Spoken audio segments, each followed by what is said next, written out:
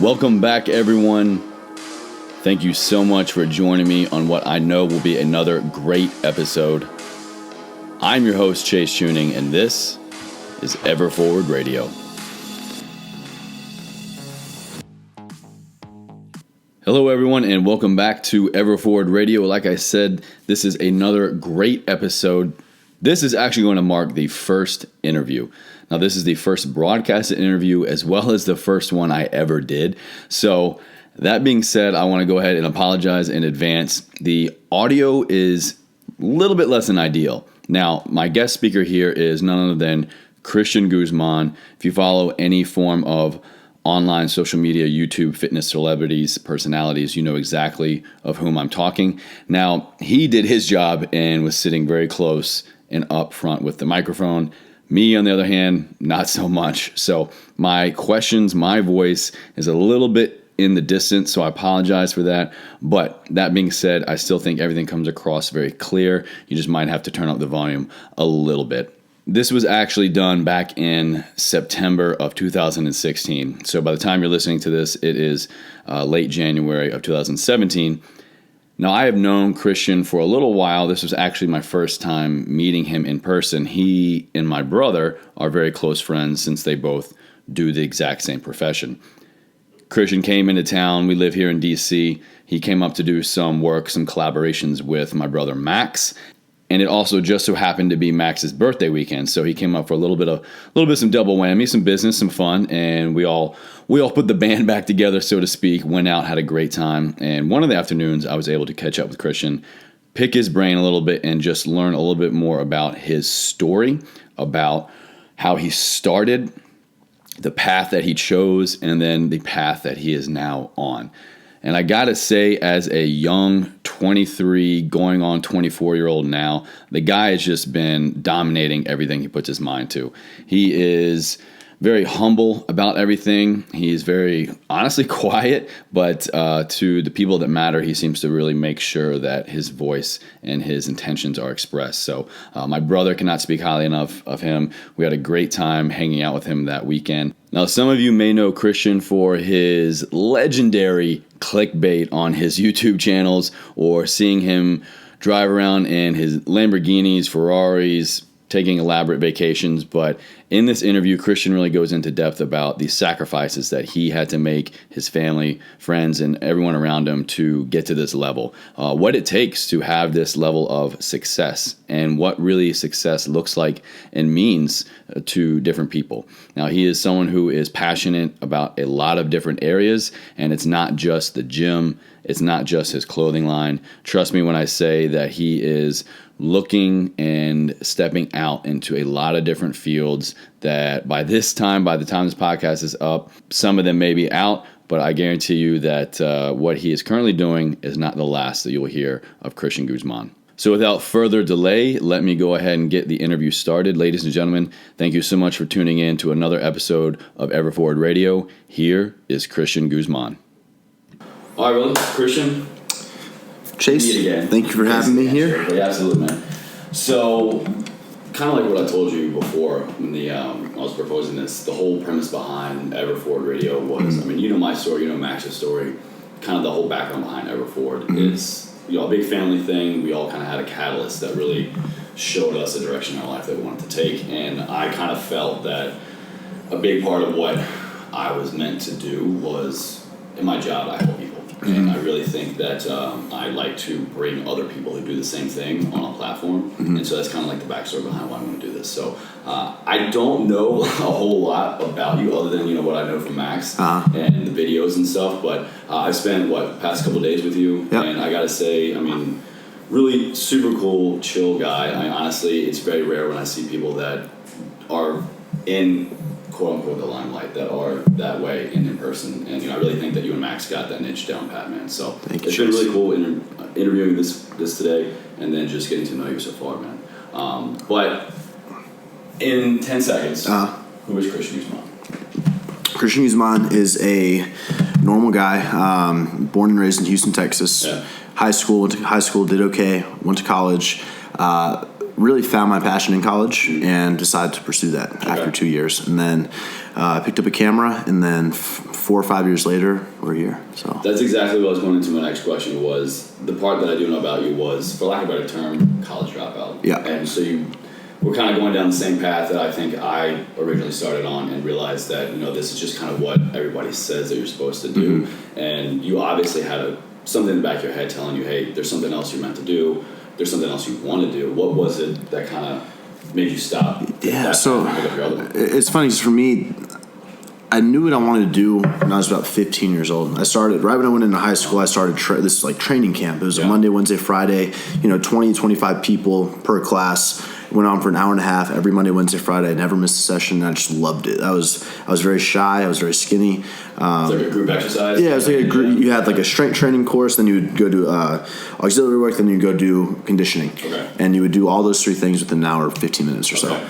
And I just fell in love with it. That was my favorite thing to do. That was my favorite place to be. Yeah. And I knew that I wanted to eventually my first goal was to have a gym where I could do a similar style small group classes and train kids. So you like that community aspect. Exactly. And I liked how it wasn't just personal training. You were in a group. You were competing against people. Okay. You were partnered up with people and sprinting, and, it was really competitive, and it was fun. So it was competition, but not necessarily what a lot of people Not direct competition. Yeah, absolutely. Yeah, I was training with baseball players, like the best baseball players and football players, but I didn't play any sports. So it was across the board. Exactly. People just looking for exercise, but sport specific. Exactly. Like that. Okay. I was actually one of the only ones there that didn't play high school sports. But yeah, I just love the training side of it. And then going into college, I knew that I wanted to be in the fitness industry. I knew that I wanted to have a gym and be able to train people. And so I went to TCU for. Yeah, what did you go to school for? So when you went down that path, what was it that you were TCU, I went for kinesiology. I started off as a business major. Within the first few weeks, I moved to kinesiology. And TCU is actually when I started the channel. I wasn't the most... It's a very fraternity, sorority, Greek-driven school. Yeah. A very small percentage of people are not in Greek life or athletes, and I was the minority there. And so I picked up a camera. At the time, I was very into it. I was reading a lot of things on simplyshutter.com, looking up a lot of videos. The early days. Yeah, exactly. About what time was this? Like this is like 2011, 2012. I graduated high school in 2011, so I guess 2012 I started at TCU, and I actually transferred from TCU to Texas State because they had more options as far as health and fitness went. Okay. They had health and fitness management specifically, which is what I felt like that fit me perfectly. And so I made that jump and I transferred over. So you kind of had like the idea of what you wanted to do, but just wanted to pursue it in a different manner. Exactly. Okay. Exactly. Did you ever do like the traditional like work at a gym, personal trainer? No. So it's funny that I was full time in school. Yeah. So when I moved to Texas State, it was a full year. But at that time, I was doing YouTube videos, and at TCU, I was doing YouTube videos. So I was doing about 1 to 3 videos a week, I would say, and doing series and stuff. And should we come up? We got Kelvin snoring in the back. Kelvin. How sensitive is his mic? You're snoring, bro. Oh, yeah? Podcast. I guess we gotta have blooper reel stuff. Hi, bro. Go sleep in the bathroom. We'll put you in the laundry room. So, yeah, like I was saying, Texas State, and I was doing these YouTube videos while going to class. And to answer the question more specifically, I started offering coaching my second semester. Okay. I had an email address where people would send me their questions, and I would answer every single thing, all my Facebook messages and Instagram, all that. People were hitting you up already for coaching and training advice. Exactly. You obviously had to have been at a level, I guess, physique-wise or maintenance-wise, where you were like able to kind of, in a sense, sell yourself. I mean, you in this industry, like what you are, how you look is kind of your resume, right? Exactly. So you already established yourself at that point. I'd already documented a whole entire prep on YouTube. I was doing consistent videos and recording, and that did drive a decent amount of traffic to my social media, I suppose. And then I was spending so much time doing these emails for free that I figured, let me come up with a service I can offer. And I had a workout plan and a meal plan, $50 a piece.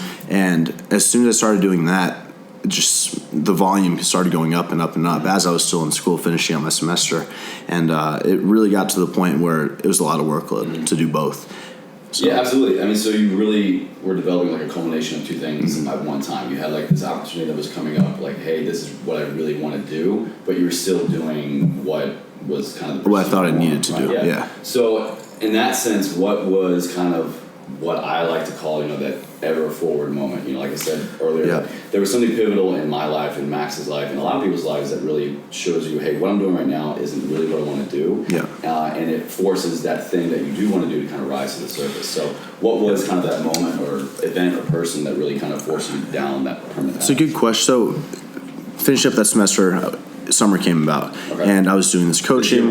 This is my second year of college. Second year of college, and I was tracking. Every day I would track my sales. I would be doing this amount of money, this many plans were sold, and I was putting in this amount of work.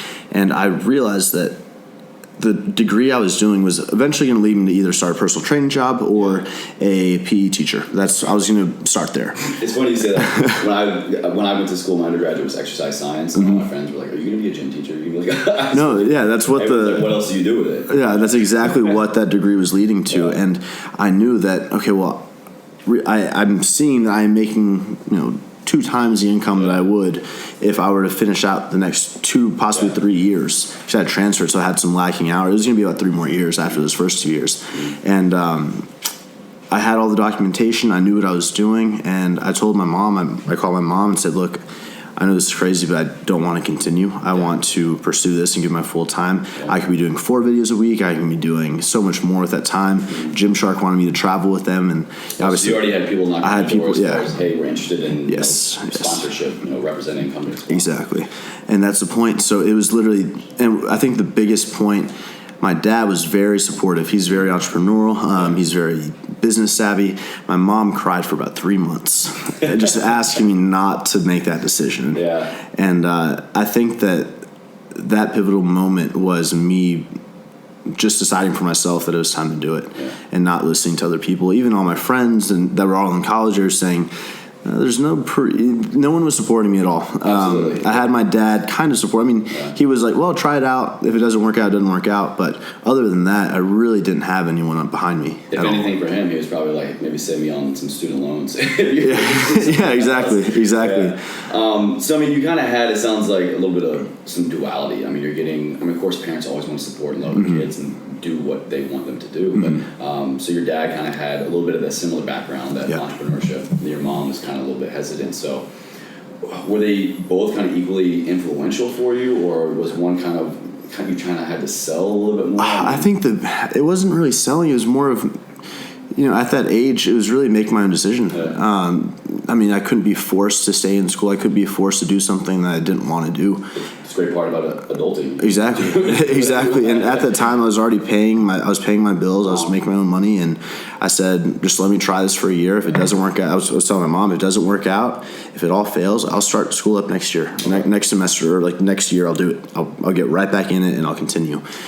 So I just wanted a chance, and that's the chance I took. Awesome, man. So you took the time, and I mean, it's clearly paying off. Yeah. I mean, did you ever go back to school? Have you ever considered going back to school? I mean, Man, you just take the opportunity and just continue on? I took the opportunity, and now I'm really just, we've got close to 20 employees now, and it's over part-time, full salary, contracted people, and you're how old are you right now? I'm 23. 23. Yeah, 23. So I just want to focus on the next coming years before I think about anything else. Awesome, man. So in this whole process, everything's a learning curve, I'm sure. So what were a couple things, maybe, or just one thing that came really surprisingly easy? What was one thing that came surprisingly hard? Because stepping out on your own, no matter if it's that's what you want to do. Yeah. Certain things are just going to be roadblocks and hurdles. So what was easy? What was hard about the process? I think the easiest part for me was I felt like I had so much freedom, but I loved what I was doing. I loved making videos, and so I didn't even have to think about it. It's just I was. It wasn't work to me. I was just making these videos and putting content out, and it was like, I feel like it just, looking back, it was just happening. I didn't have to even think about it. I enjoyed doing it so much. The hardest part for me was the process was easy. It was fun. I enjoyed it. I loved it. I still love it. Yeah. The hardest part for me, though, is honestly, after leaving the whole college, I had a girlfriend back at the time in college and everything, and I left that to come back home, save more money. So I stayed at my parents' house for about 6 months, and at that time, I mean, all my friends were in school. I really didn't have anything but my YouTube channel to focus on. And, there were times where I was like, man, this is, it's pain, but I was kind of alone. Yeah, I was 20 years old at the time. Not a lot of friends around, just kind of doing this thing that I felt a little bit ahead of my years, I guess. Okay. And I never really enjoyed the college experience. I didn't go through all that, and so there was this feeling of not even regret, but just kind of wondering, what if I would have stayed? Am I doing the right thing? And looking back now, I mean, I'm very, very grateful for that I kind of sacrificed then, because now I can enjoy everything I want, and it's just amazing to have that freedom now. Do you have any regrets? Not at all. Yeah. Not at all. No regrets. No regrets. I mean, of course, we've had things with business stuff where we've learned what to do, what not to do, and it's all learning curves. Yeah, but no regrets. Awesome, man. Good deal. One of the, I think, really your biggest video is one of the ones that really resonated with me. That I remember even contacting you directly after I saw was the one about your dad. And he gave him that car. I know as kids, I guess, I hope that still is the case, that you can make it to a level to where you can begin to just appreciate what your parents did for you, the love, the support, the financial sacrifice over the years. And so what was it like to just be able to be, honestly, still so young and to give such a great, generous gift like that, Yeah. And then the video response, your dad's response was just completely waterworks. It's just something that I had heard him bring it up a couple times. How the car was failing on the highway, and it was rumbling and just not reliable. Just crapping out. No, it's just crapping out. It has 300,000+ miles on it. It's old, beat up, and I don't know. It just kind of popped in my mind that, oh, that's a good gift idea, and it's just something I wanted to do for him. And I know the year before I was able to take them on vacation. I took them to Cancun for 2 weeks. That's right, I remember that, yeah. And it's just things like that where it's just that's why you work hard. It's not for the money. It's not specific for the money. It's for the freedom. It's for the things that you can do for other people. And I really am thankful I can do things for myself, for my employees, for my family, for my friends. That can, just it gives you that feeling of fulfillment that no amount of money can give you. I mean, really, no amount of money can. It's not about the money at all. Going back to what you said about kind of having the freedom component. I mean, with this, I feel like a lot of people have a misconception about YouTubers.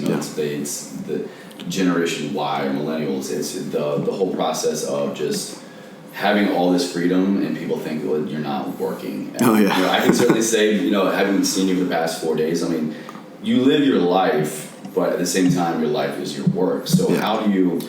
There's a lot of freedom that comes with that. Point number one. But the second is really, where do you kind of divide the line of, okay, what is my life that I'm living, and what is the life that I'm living for the world to see? Or is it even any line? Well, Chase, that's a good question. See what happens. That's hard to answer, because there have been things that I've kept a secret from. I guess I've kept personal things to myself, which I think there's a time and place for that, especially family things. And sure. If something's not my direct business, then it's not my right to say, even if it does affect me. And there definitely have been times like that in my life with my dad, my parents, my just family, friends, and everything. Even work things that shouldn't be brought up. They don't need to be brought up. With any business, there's certain things. There's a time and place for everything. Exactly, and there's.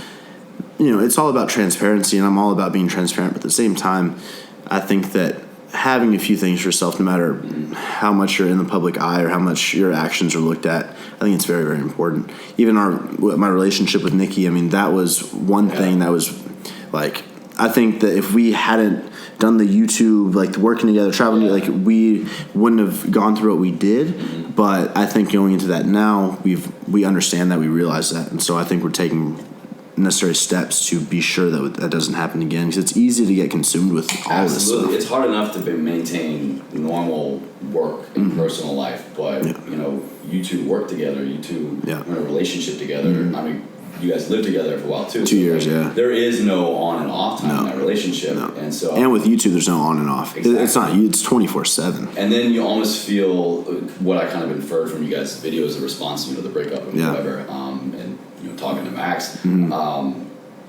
I felt honestly bad for you guys that you felt like you had to give an explanation towards your relationship. Hey, this happened in my personal life, but the world knows about it, and now I have to kind of explain why or give reason. And those are things that most people don't ever have to experience. So, I mean, that was just, that was just a really interesting transition, I think, for both of you that was so wild just to see on film. That even, we both saw other people and throughout a break, and it's just everything is so looked at, and it just it's definitely, there's a good balance. There's a fine balance, and I can't say exactly where that line is, but even with cars and things, I mean, I've had cars where I don't talk, I don't show them because I choose not to, and I enjoy them so much more because I don't have to be judged by it. Just wait for the hate to come. Yeah, and it's almost like, there's certain things you just keep to yourself that you enjoy to yourself, and I think that being able to find the balance of that versus being transparent and having this, I guess, YouTube social media career, if you can find balance in both, I think that's where you really shine and do the best. So there's the balance component, and I can personally test this because of my relationship, with Max and his whole upbringing and kind of doing the similar profession, is that you live your life, but to a certain extent, you have to calculate your life. Yeah. So is there a difference? Do you feel the difference in kind of having that balance between what you do personally, what you do, on film versus, okay, what am I really doing for me versus what am I doing just for the Instagram, just for the video, for the clickbait? I mean, how do you kind of find that balance and just doing what you want to do versus doing what you think others want you to do? It's a good question. I really do think that this year, I feel like I'm starting to find that out. Okay. I feel like in the past it'd really be, okay, what do they want to see? What do we need to do? But now I really feel like I can. Relative. Yeah, it's trying to stay relative. And now I feel like just being honest has actually been easier than trying to hide things and portray this image, because I think that as long as you're honest, and I know I'm contradicting myself a little bit, but being honest with things as they're coming along has made everything a little bit easier, because you don't have to try as hard to separate. Okay. Not as much energy has to go into separating everything, and so I think that's really nice as well. Yeah. Even with business issues and stuff, and it's like, we've been having all these shipping issues, so this is what we're trying to do right now. Here's our solution, and that could take months and months to work on. But as long as you're giving updates and everything, it's nice to not have to hold anything in, I guess. Giving updates, that's one of the biggest things that I see, again, knowing so many people who do this, is that you almost have, again, feeling obligated to provide information to your people, because it's like, at a certain level, you have a relationship with your followers, your fans, your friends, whoever, whatever you want to call them. But there's so much that the obligation part that I just keep going back to, as far as just, I have to do this because I have to tell them. What do I have to tell them? What don't I? And then kind of getting that hate, that feedback, as far as like, why haven't we done this? Why haven't we known about it? It just amazes me what people kind of feel entitled to. Just because at the end of the day, it's free entertainment. These people are choosing to subscribe or watch a video that literally doesn't really affect them, other than maybe getting workout tips, getting inspiration, or getting ideas for business and stuff like that. But at the end of the day, it's just like what you choose to share or not share. It's just amazing how it affects people's lives. No, it's just like sports to me. It's a double-edged sword, because you have that end, but you also have the end where you are impacting lives, and I think that far outweighs the negative. I mean, going to a simple expo or having a meetup and meeting 300 people in 3 hours is like, that feeling, and that feeling of fulfillment overrides the trolls and negativity any day. Awesome. And it's such a nice reminder to do that every few months, and just I always feel refreshed. At the moment I feel tired, but a few days after, the week after, I'm just more motivated than ever to get back on and doing what I do. Motivation, passion, a lot of different words get thrown around in that drive aspect. And two words that have been really kind of divided more for me lately are passion and purpose. I'm a big fan of Lewis Howes' podcast and author, and he had a guest on, I forget his name, I think it was Ryan Holiday, the author of Ego is the Enemy. Could be totally wrong, don't quote me on that, but how now it's being shown that having a passion can really be blinding, and where having a purpose is, I just dropped my phone. The difference between passion and purpose, that passion will only get you so far, that you need to have a purpose, and how a purpose can be more important. So it's very obvious that you have a passion for what you do, and like you wouldn't be doing it this long and being this successful at it if that drive, that fire wasn't inside you there. So is there a difference between passion and purpose? I mean, what is your passion? What is your purpose? Do you have a difference? That's a good question. I've never been asked that. I think that the passion is it's making these videos and it's putting the effort in, getting feedback, and going to these expos and everything, and getting people's stories in person. That's the passion. The passion. I enjoy growing business. I enjoy growing and seeing growth and putting effort in and trying to stay creative. Because if you're doing 4 or 5 videos a week, you have to be creative. Yeah. You really have to become creative and find out things that can keep engagement. And I like that challenge.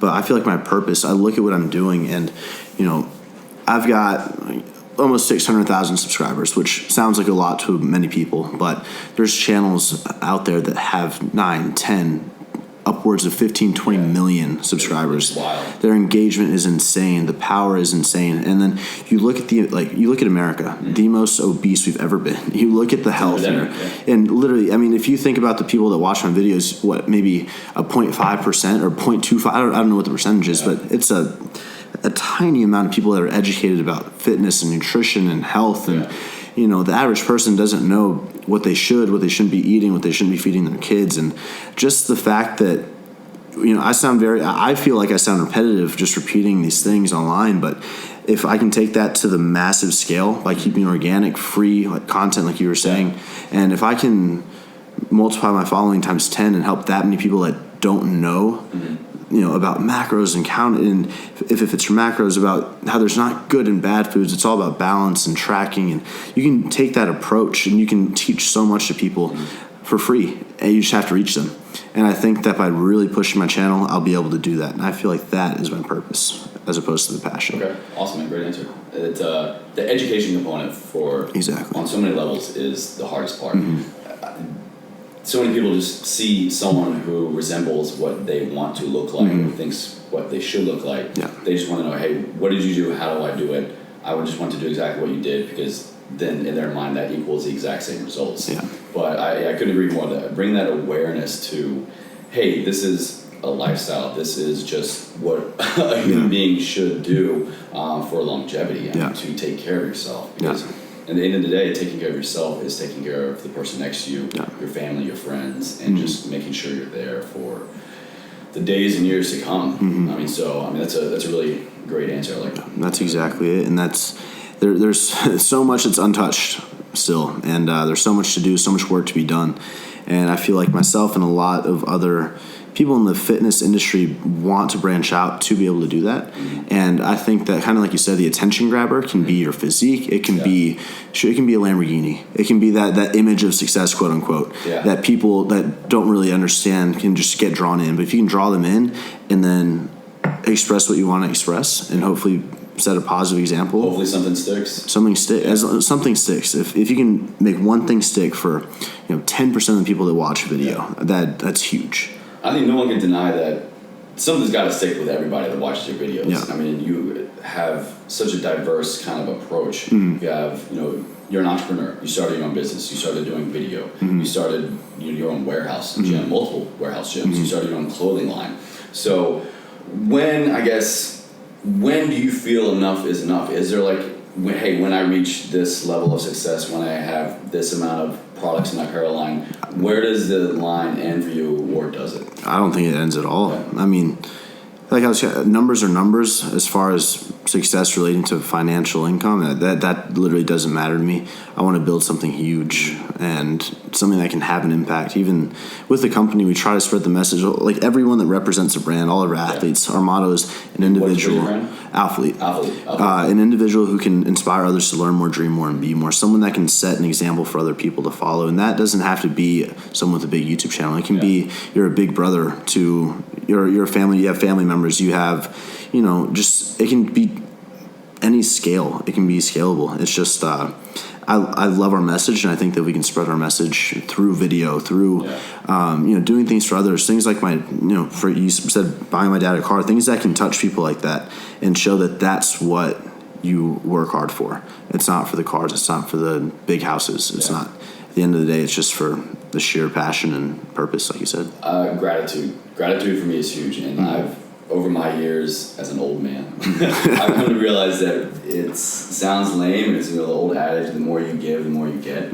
But I could not agree more. And whether it's putting good juju out in the universe, doing good deeds, karma, whatever you want to call it, I can certainly attest that I see the payback tenfold when I give, whether it's my time, my money, my services, a ride to the airport, whatever. What is it that you do personally, professionally? I mean, do you guys have like an affiliation to a charity? Donate hours? I mean, what does Alphalete do? What does Christian Guzman do outside of your just inner circle? I guess to kind of just spread the Alphalete message. Well, it's such a good question because what we're trying to do, I've recently been doing a little bit of work with Ronald McDonald, the Ronald McDonald House in Houston, and we're just really trying to explore. We actually have something planned out. I'm creating my bulking workout program that instead of selling online, we're going to do. It's a free download on my website. Pick your charity. Like ebook or and it's all donation based. So if you want to donate $1, $10, $20 to the program, you choose your charity and we donate. Okay. And I think things like that because we have I want to do it online. I feel like we have so much power online to where we can help. Yeah. And we also have a series called What We Live For. And so far that has been based off of our employees' families that may have needed help for dad's car, things like this that we want to show that can express that feeling. But we definitely want to get more involved into certain organizations. I think we're actually about to adopt a wolf in Houston. No way. Yeah, which is kind of cool. And we're only a year and a half old, and so we definitely have a lot we want to do. Yeah, you guys have blown up in a short amount of time, and in that process, I mean, you have to grow. You have to adapt or die, really. So, I mean, I remember when you were kind of just getting things started, and it was just you and Nikki and like Tim. And I don't even think Tim was a official employee. Yeah. Now you said you have how many employees? Close to 20, including part-time and contracted people and salary and everything. How hard is it, or is it to find people, like-minded people that you can trust with your company? Because it's your company, it's your baby. Yeah. That have that motivation, have that drive, that you can delegate things to and trust. I mean, you're here halfway across the country, but you have a business. Yeah. 1,500 miles away in Texas that you just trust enough to leave for them to run. I'm sure it's definitely been a process. How's that process? Vetting people, interviewing. Is it just like, hey man, I've known you since high school, give me a job, or like? It kind of seems like that because we're all friends now, but everyone that works there has not started as a friend. Okay. Even Derek, who's our operations manager, he would come down every single launch. We had a mutual friend. Nikki had a friend, and her boyfriend was Derek, and he would literally come down and volunteer every single launch. Really well. Before anything. I didn't even know who he was. He just believed that much in you and Alphalete that he just said, hey, I just want to be a part of this. He would come for 2-3 days, and then he would just work from 8 a.m. until nighttime. No pay. He wouldn't take pay. He just wanted to help. And that showed me a lot. Yeah, exactly. and that showed so much, and I was so great. And he ended up in a position where he quit his job or something happened with his job, and I was like, hey, this guy would be freaking perfect. He's been here since the start. He wants to help. Let's do it. And that sort of everyone we have on board is growing as we grow because we don't have set positions. We don't have our marketing director and our operator. Like we're starting to get to that point, but right now it's kind of, hey, if a problem comes up, find out how to fix it. Take some initiative, and that's how the core is right now. And just now we're starting to contract, our designers, and we have multiple designers. We've got a writer. We have a web design guy that we all contract in to get more efficiency. And these were most likely all things that you were doing. You were doing everything, right? Yeah. Creating website, design, talking to manufacturers, running the warehouse orders. What's that transition been like to be involved with literally every aspect of your business and your vision to delegating to? It's so funny. I see Max like here. He literally has like his leggings on the table on the counter. It's a podcast you can't see, but we're just surrounded by Everforward leggings. It's so cool to see. Like I was there 2-3 years ago, and it's been such a steady growth. I mean, I did CG Fitness Apparel before I did Alphalete, and it would be my mom, my dad, myself, and maybe like 2 friends that we would just be packaging for the whole day, 2-3 days, and everything just sort of scaled. Like I said, like every few months we would launch and we would come up with something new and something fresh, and it just grew and grew and grew. The process would kind of present itself. Yeah, we found more efficient ways. We go from trash bags to boxes. We go from boxes to pallets, and we go from taking things to UPS and our cars to UPS accounts that come to pick up every day and like give us this. It's crazy the growth, but I think we're always looking to grow. I can tell you how many times I've hauled trash bags of Everport with Max. Luckily, up here we were literally across the street from the post office. We would just take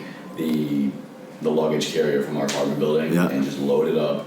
And he would usually be on it looking like a jackass, and I'd be pushing him up the hill, the street to the post office, and it's just kind of that grassroots effort, which I think he certainly really enjoys. And I'm sure again, as that entrepreneur spirit, it's got to be really hard to kind of just detach yourself from your babies. I remember literally Nikki would come down from San Antonio and we would handwrite the orders. Wow. Before we even had label printers and everything. Handwrite orders, package them, ship them out that day. Before you knew about Amazon. Before we knew about Amazon, before we knew about the Dymo printer and all that. And it's just been, it is hard to let go, but at the same time, I'm trying to put my effort, when I'm doing all those things, my purpose suffers. My passion suffers. So my passion isn't doing that work. My passion is creating content and reaching more people. And I've noticed that the most growth I've ever seen, which is recently, is when I have delegated authority so I can give my attention to where I need to give it, which is creating content. You aware of who Tim Ferriss is, the 4-Hour Work Week? I've heard of that There's before. This guy named Tim Ferriss. He has a book called The 4-Hour Work Week. He's also got a podcast. And I was actually recently listening to one of his short segments that I think is going to be part of a larger future series. And that's really kind of his shtick, is the whole 4-hour work week. When to say no, when to walk away, when to know that you have allowed these people into your life, into your business to properly delegate and to actually swallow that bitter pill of they can actually do a better job with me, not here, or just trusting people to do what they need to do, and just really kind of delegation, like I said. Exactly, and I'm finally starting to get there, which is good. What's so you kind of seems like you're learning that lesson right now. What has maybe been one of the biggest overall lessons, or maybe one you're still learning right now that has helped you? I'd say more personally, kind of maybe take Christian outside of Alpha League. It's definitely like what we're just talking about right now. It's being able to trust people, being able to delegate that authority, because back even beginning of this year, January, like this 9 months ago. That's when we had just opened the gym and we were, having clothing launches, and I was doing we were traveling, doing expos, and this is all Alphalete, and still doing videos every single week. And it became so much. I was in the relationship with Nikki. We were working together. We were fighting a lot, and it was just so much. A lot and compounded. Exactly, it was so much, and it's because I was trying to do everything. Okay. And I needed those 6 months alone so I could really, I feel like I got to a point. So during those 6 months, we were doing the college tour and we were just killing it with work, and I was going to sleep. I really have never told this story, but I was going to sleep just angry towards the end of that tour. It was like over 2 weeks, and I was just tired and fed up with just the work mode, right? It was like I enjoyed it while I was doing it, but I would go to bed just wanting to be home, wanting to be with the dogs, like missing what I enjoy, and I would literally just get really frustrated. I felt like I was doing what I was doing to start just pleasing people. Okay. And it was sort of that turning point when I realized that I need to delegate authority, make time for my personal life, and not just people, because no one can be work mode all the time. Yeah, absolutely. And I was trying to do that.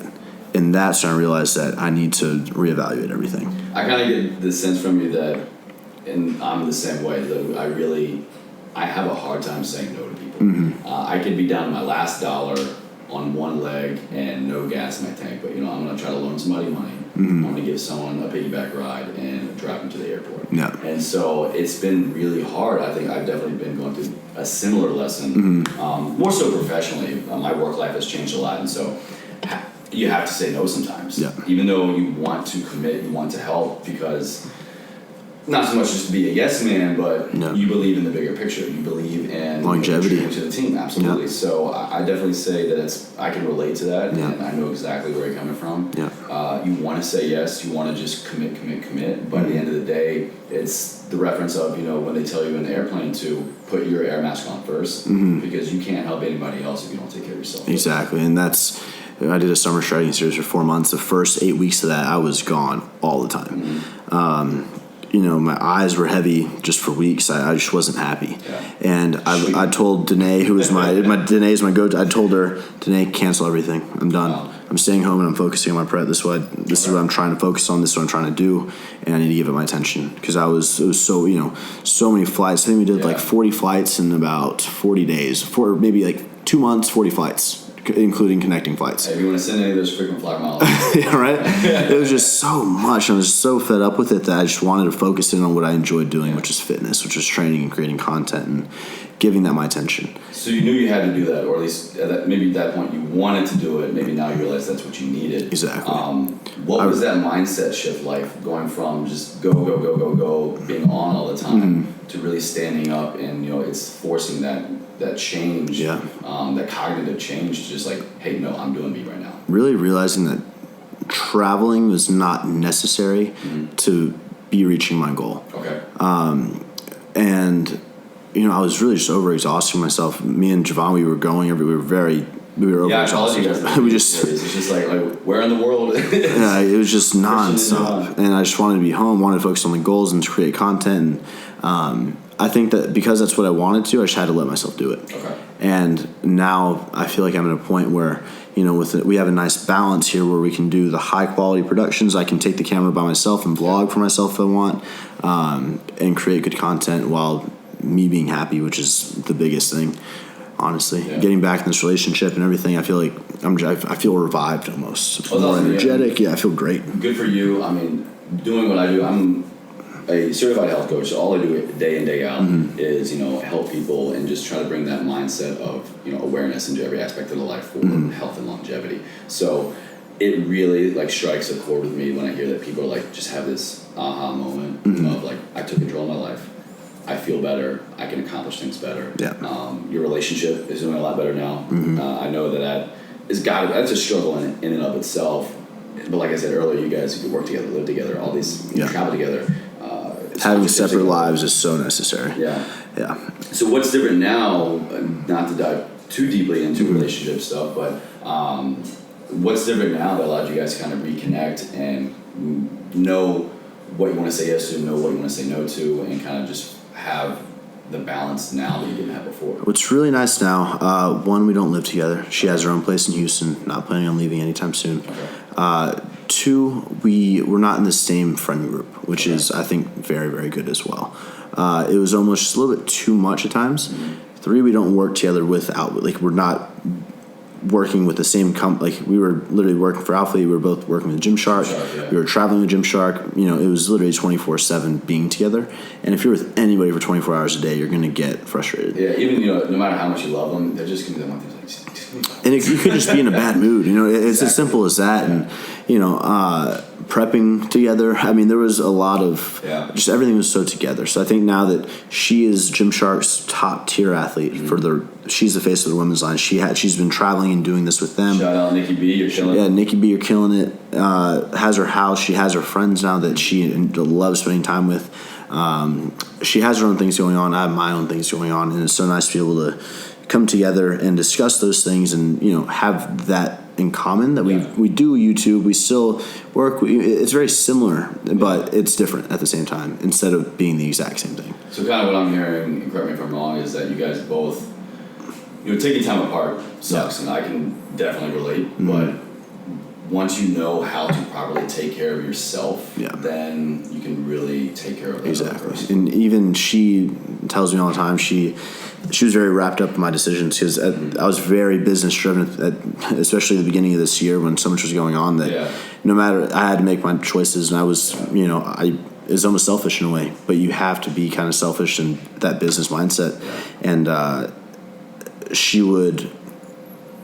my business stress became her personal stresses, and it was just way too much. And she realized that she needs to be able to listen and I need to listen to her as well. And we need to be able to give each other advice and just kind of be there instead of just getting consumed and wanting to take action and getting all fired up about every little issue that comes about. Okay. And just really, I think the biggest thing is just having some space apart, which is I miss her, which is great. It's great to miss somebody, which it's a good thing.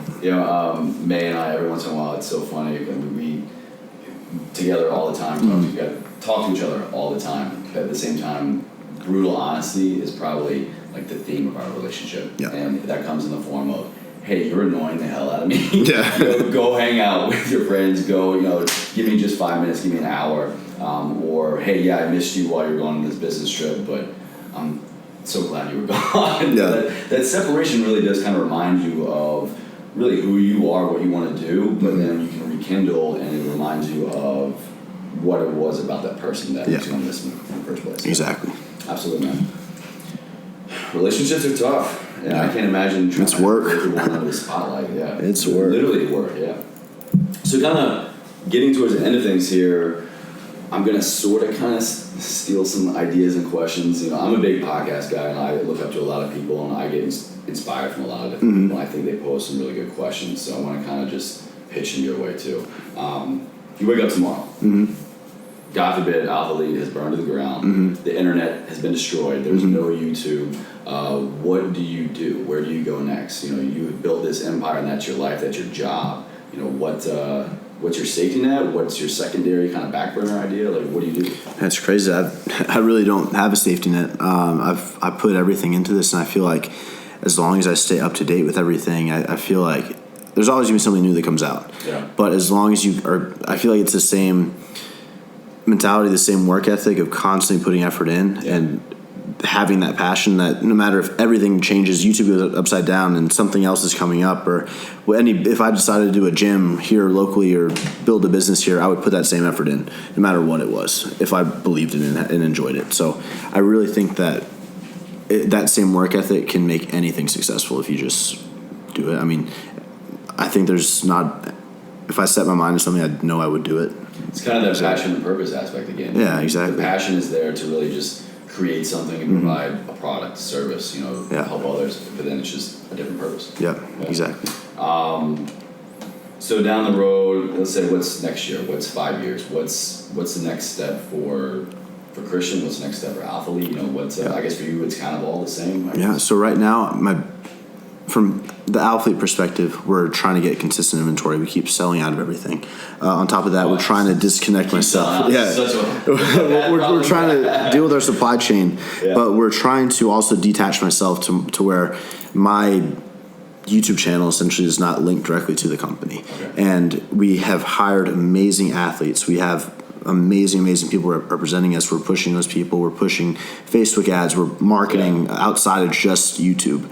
And I think exactly, we're getting aggressive. We're investing in that. We're about to work with Google, do a 40-day campaign with Google. They're going to take over all of our ads and really push us to a market that is untapped for us. Okay. And I think that by doing that, by detaching, if we can detach myself, we'll be able to really push the company to be bigger than it is now. But at the same time, I want to continue pushing my channel faster than I ever have, because if I can reach more people, then that's my purpose right there. So if I can push this, and then we can, on one end of the spectrum, I'm growing my YouTube channel as much as I can. On the other end, we're investing, and the company's investing into pushing outside. The company's gonna do amazing, and that's really what I want to reach as many people as we can. I think that's how we're gonna do it. Is there a difference for you between your company and your YouTube? Does one kind of feed the other? Like, do you feel like it's right now it does? Right now it definitely does feed the other. My YouTube channel feeds the business for sure. 100%. But we are getting to a point where we have a lot of people ordering that don't know who these athletes are, who Christian Guzman are. They see this awesome looking T-shirt on Facebook on an ad, and they want to get it. Hey, I like that. I want to buy it. Exactly, and that's what we're trying to push for. Awesome, man. For sure. Very cool. That's all I got. Thanks again for coming on. No worries. It's fun. This is episode 1, Ever Forward Radio, and appreciate your time, man. No worries. Thank you, Chase. And I guess we'll just leave it with Ever Forward.